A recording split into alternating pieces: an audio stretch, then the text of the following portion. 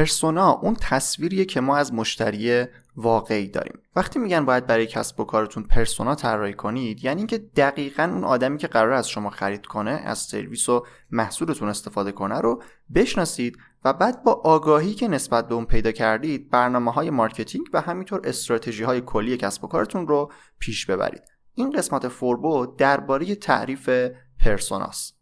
سلام، من رضا توکلی ام و مرسی که فوربو رو دنبال میکنید. توی ادامه این سری اپیزود که توشون دارم در مورد موضوعات تخصصی کسب و کار صحبت میکنم، بعد از تعریف‌های خود استراتژی و مارکتینگ یکی یکی میخوایم بریم سراغ موضوعاتی که بهمون در واقع توی سر و شکل دادن یک کسب و کار کمک میکنن. بازار هدف و قیف بازاریابی رو توی قسمت‌های قبلی معرفی کردم و حالا میخوایم بریم سراغ پرسونا که مخاطب کسب و کارمون رو به نوعی بشناسیم و بتونیم راحت‌تر پیداش کنیم. خب تعریف پرسونا رو همون اول گفتم. پرسونا یه تصویر فرضی از مخاطب واقعی کسب و کار شماست. توی قسمت‌های قبلی در مورد بازار هدف که لینکش این بالا هم هست گفتم که شما باید دقیقاً مشخص بکنید که میخواید به کدوم بخش از بازار سرویس بدید. نه همه آدمایی توی بازار به محصول شما علاقه دارن که بیان مشتری کسب و کار شما بشن، نه شما اصلا توانایی سرویس دادن به همه اونا رو دارید. یکی از راهایی که باعث میشه بتونید یه هدفمندی بهتری توی کسب و کارتون در واقع ایجاد بکنید و باهاش پیش برید اینه که دقیقاً بدونید میخواید به چه گروهی از آدم‌ها، یا دقیق‌تر اگر بخوام بگم دقیقاً به چه مدل آدمی محصولتون رو بفروشید.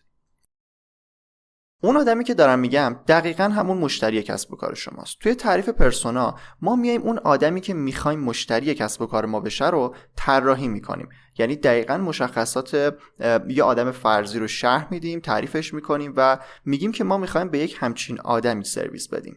این شخصیت فرضی رو میذاریم جلومون، اصلا قاب میکنیم میذاریم توی اتاقمون، در واقع میذاریم جلومون که در واقع یه اهمیتی داره. اهمیتش اینه که ما اگر این شخصیت رو بسازیم و بدونیم که میخوایم به این نوع آدم در واقع سرویس بدیم، میتونیم برنامه‌های مارکتینگمون رو خیلی هدفمند بکنیم. مثلا شما فرض کنید که یک کسب و کاری دارید که میخواید به دانشجوها سرویس بدید، یعنی مشتریهای شما قرار دانشجوهای کل مثلا کشور باشن.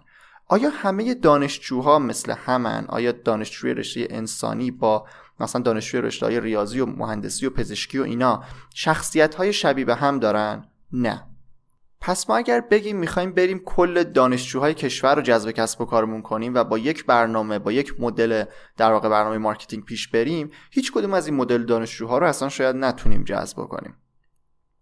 توی قسمت‌های قبلی در مورد تعریف خود مارکتینگ توضیح دادم که پیشنهاد می‌کنم حتما اون قسمت رو هم ببینید، لینکش این بالا یا توی دیسکریپشن هست. گفتم که برای اینکه بتونیم هدفمند پیش بریم و برنامه مارکتینگ و همینطور استراتژی‌های کلی کسب و کارمون رو دقیق‌تر طراحی کنیم، باید پرسونا رو طراحی کنیم. بیایم مشتری که می‌خوایم داشته باشیم رو برای خودمون طراحی کنیم و بر اساس ویژگی‌های اون شخصیت، بر اساس ویژگی‌هایی که داره، برنامه‌های خودمون رو اجرا کنیم. توی هر مدل کسب و کاری بین 3 تا 5 پرسونا پیشنهاد میشه که طراحی بشه، چون قرار نیست پرسونایی که طراحی میکنید لزوما همون اول کار درست باشه. شاید خیلی ایدئال طراحیش بکنید و اصلا بهش نرسید. همونطور که گفتم پرسونا دقیقاً باید شبیه به مشتری کسب و کار شما باشه و اگر اشتباه طراحی شده بود باید اصلاحش بکنید. خب حالا چطور پرسونا رو طراحی کنیم؟ برای طراحی پرسونا ما به یک سری اطلاعات بیسیک دموگرافی یا جمعیت شناختی نیاز داریم. یعنی چی؟ یعنی اینکه نیاز داریم برای شخصیت فرضیمون، برای پرسونامون اسم تعیین کنیم، جنسیتش رو مشخص کنیم، شهر و منطقه‌ای که توی زندگی میکنه رو مشخص کنیم، تحصیلات و رشته دانشگاهی و شغل و سطح درآمدش رو مشخص بکنیم.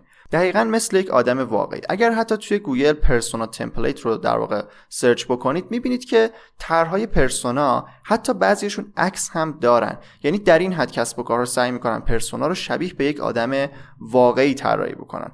به جز اطلاعات کلی در مورد اون شخصیت ما نیاز به یک سری اطلاعات جانبی دیگه هم داریم، اطلاعاتی که برای هر کسب و کاری میتونه متفاوت باشه. یعنی بستگی به حوزه کسب و کار شما داره. مثلا من یک فروشگاه اینترنتی کفش دارم. خب توی این مدل فروشگاه اینترنتی برای من اهمیت داره که اون مشتری چقدر به اصل بودن کفش اهمیت میده، چقدر به برندی که میپوشه اهمیت میده، توجه به جزئیاتش در چه حده، توی خرید کفش چه دغدغه‌هایی داره و اصلا با خرید آنلاین اوکی هست یا نه، چقدر در واقع کار کردن با فروشگاه‌های اینترنتی و خرید از اونها رو بلده. میبینید اینا سوالاتی هست که با توجه به کسب و کار توی حوزه فروش کفش شکل گرفته. یه سری کسب و کار دیگه هستن مثلا ممکنه بخوان به این نفر مشاوره با آدما بدن.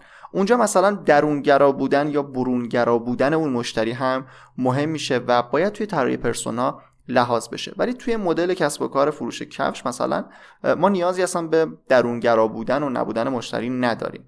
یا مثلا شاید توی کسب و کاری بچه دار بودن مشتری اهمیت داشته باشه، اینکه بچه‌شو چه مدل مدرسه‌ای میذاره یا چه کلاس‌هایی واسش میگیره مثلا میتونه توی یک کسب و کاری که در مورد مردا یا زنای خونه داره مهم باشه. میخوام بگم که یه سری از بخش‌های طراحی پرسونا کاملا به موضوعات کسب و کار شما مربوط میشن و توی همه طراحی پرسونا ازشون استفاده نمیشه. چیزی که توی همه طرح‌ها هست نحوه نمایش و همینطور نحوه اندازه‌گیری اوناست. اون تمپلیت، اون چارچوب اصلی پرسونای شما که گفتم باید 3 تا 5 تا باشه، باید یکسان باشه. آیتم هایی که توی اون هست باید یکی باشن ولی مقدار اونا متفاوت باشه تا بتونید تفاوتی بین در واقع تفاوت‌های بین پرسونایی که طراحی کردین رو بتونید به راحتی با نگاه کردن به اون تمپلیت متوجه بشید. مثلا توی طراحی پرسونا از طرح‌های مقایسه‌ای و همینطور طیف‌های مختلف استفاده می‌کنن و موقعیت اون پرسونا رو توی اون آیتم مشخص می‌کنن. مثلا یک خط کشتور میذارن و یک سمتش مثلا میشه توجه به قیمت، یه سمت دیگهش توجه به کیفیت. خب بعد اون در واقع پرسوناهای مختلف رو روی همین قرار میدن و موقعیتش رو فقط جابجا میکنن. در واقع همین چارچوب، همین طرح رو توی طرح‌های مختلف پرسونا قرار میدن ولی موقعیت اینکه اون شخصیت کجای این طیف قرار گرفته رو میان تغییر میدن. هرچی شما اطلاعات بیشتری رو وارد پرسونا کنید، یعنی جزئیات اون رو بیشتر کنید، پرسونای شما دقیق تر میشه. بازم میگم اطلاعاتی که به کسب و کار شما کمک بکنه و مربوط باشه. حالا شما باید بیاید یک سری مدل پرسونا طراحی کنید. 3 تا مثلا درست میکنید. پرسوناهایی که طراحی کردید میشن مشتریهای احتمالی شما. حالا کاربردش چیه؟ شما میخواید مثلا بازاریابی محتوا انجام بدید. یکی از شاخه‌های دیجیتال مارکتینگ که کانتنت مارکتینگ هست میخواید استفاده بکنید برای اینکه مثلا فروش خودتون رو بیشتر بکنید. یعنی یک سری افراد از طریق محتوایی که دارید درست میکنید در واقع جذب کسب و کارتون بشن و بعد اونها رو تبدیل به مشتری کنید که قیف بازاریابی رو میتونید این بالا یا پایین بهش گوش بدید. اونجا در مورد تبدیل کردن در واقع انواع کاربر به مشتری توضیح دادم. اگر این پرسونا رو بذارید جلوتون و دقیقاً فکر کنید که میخواید برای همچین آدمی تولید محتوا کنید، قطعاً تولید محتوای هدفمندتری دارید. ویژگی‌های اون پرسونا رو توی لحنتون، توی ارائه‌تون، توی دسته‌بندی مطالبتون میتونید لحاظ بکنید و دقیقاً روی همون آدمی که میخواید مشتری کسب و کار شما بشه میتونید تاثیر بذارید. بر اساس 3 تا پرسونا، 5 تا پرسونا شما میتونید کارو شروع بکنید و حتی توی همون روزهای اولیه کسب و کارتون اینطوری دقیقاً میتونید مشخص بکنید که میخواید به چه گروهی از آدم‌ها سرویس بدید. توی تبلیغات و همینطور استراتژی‌های کلی کسب و کارتون که توی قسمت‌های قبلی بازم در موردش توضیح دادم میتونه بهتون کمک بکنه. با طراحی پرسونا میتونید در واقع توی همه این بخش‌ها دقیق‌تر عمل بکنید. بعد که با مشتری‌های واقعی کسب و کارتون طرف شدید، یعنی آدما اومدن از سرویس و محصول شما استفاده کردن، باید پرسونا رو با مشتری تطبیق بدید و بالا پایینش بکنید. سعی کنید شبیه ترین نسخه به مشتری واقعیتون باشه. این هم از تعریف پرسونا. اگر در مورد پرسونا سوالی داشتید حتما توی کامنت ها بپرسید، حتما میخونم و بهشون جواب میدم. مرسی که این ویدیو رو تا انتها دیدید.